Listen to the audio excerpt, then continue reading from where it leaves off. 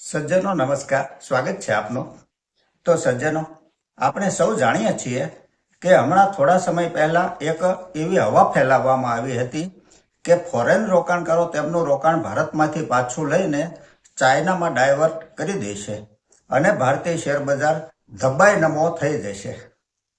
પરંતુ દર્શક મિત્રો, આપ જ વિચારો કે એક બાજુ આખું વિશ્વ, આખા વિશ્વના દેશો અને રોકાણકારો, નાણાકીય સંસ્થાઓ અને એક બાજુ ભારત અને ચાઇના, આ બે દેશ। હવે વિશ્વના દેશો, વિશ્વના રોકાણકારો અને વિશ્વના ઉદ્યોગપતિઓ આ બધાએ ભરોસો જો કરે ને તો ભારતનો જ કરશે, ચાઇનાનો ભરોસો કદાપી નહીં કરે।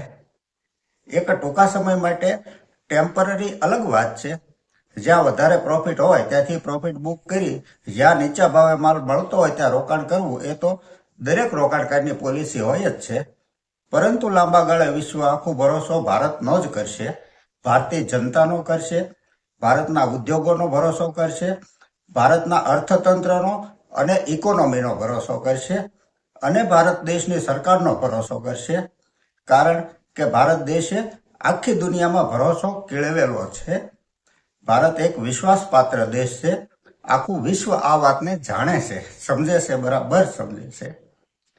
દર્શક મિત્રો, એક સમાચાર વારંવાર સાંભળવા મળે છે કે આખા વિશ્વના સૌથી મોટા અમીર એવા ઉદ્યોગપતિ એલન મસ્ક, આ એલન મસ્ક પણ ભારતમાં પોતાનો ઉદ્યોગ ચાલુ કરવા માટે તલસી રહ્યા છે, તલપાપડ થઈ રહ્યા છે, ઉતાવળા થઈ રહ્યા છે।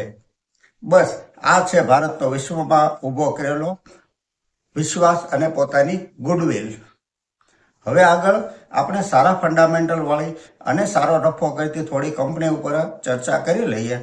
તો સૌથી પહેલી કંપની છે Nippon life India asset management.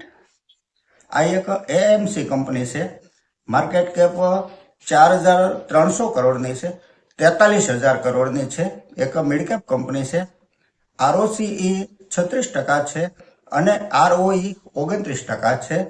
September 23 ક્વાર્ટરમાં જે નેટ પ્રોફિટ 244 કરોડ હતો તે વધીને 360 કરોડ થયો છે।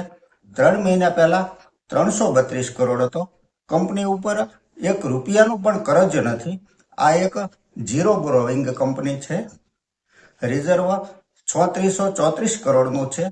આ કંપનીમાં એફઆઈઆઈ પોતાનું હોલ્ડિંગ વધારી રહી છે, પબ્લિક પાસે માત્ર 6.25% માલ છે। આ એક કન્સિસ્ટન્ટ અને પ્રોફિટેબલ કંપની છે અને ગુડ ફંડામેન્ટલ છે। આગળની કંપની છે બાલુ ફોર્જ ઇન્ડસ્ટ્રીઝ। આ બાલુ ફોર્જ ઇન્ડસ્ટ્રીઝ એક સ્મોલ કેપ કંપની છે, માર્કેટ કેપ 8,100 કરોડની છે। આરઓસીઈ 31% છે અને આરઓઈ 26% છે। સપ્ટેમ્બર 23 ક્વાર્ટરમાં જે નેટ પ્રોફિટ 23 કરોડ હતો તે વધીને 48 કરોડ થયો છે। 3 મહિના પહેલા 36 કરોડ હતો। પ્રોફિટ ગ્રોથ ઘણો સારો છે આ કંપનીનો। આ કંપનીમાં પણ એફઆઈઆઈ પોતાનું હોલ્ડિંગ વધારતી જાય છે। આ એક સારો નફો કરતી અને સારા ફંડામેન્ટલ વાળી કંપની છે। દર્શક મિત્રો, આપને લાઈક અને સબસ્ક્રાઇબ કરવા માટે હું વિનંતી કરું છું। આ ચર્ચા આપણે અહીં પૂરી કરીએ છીએ। નમસ્કાર।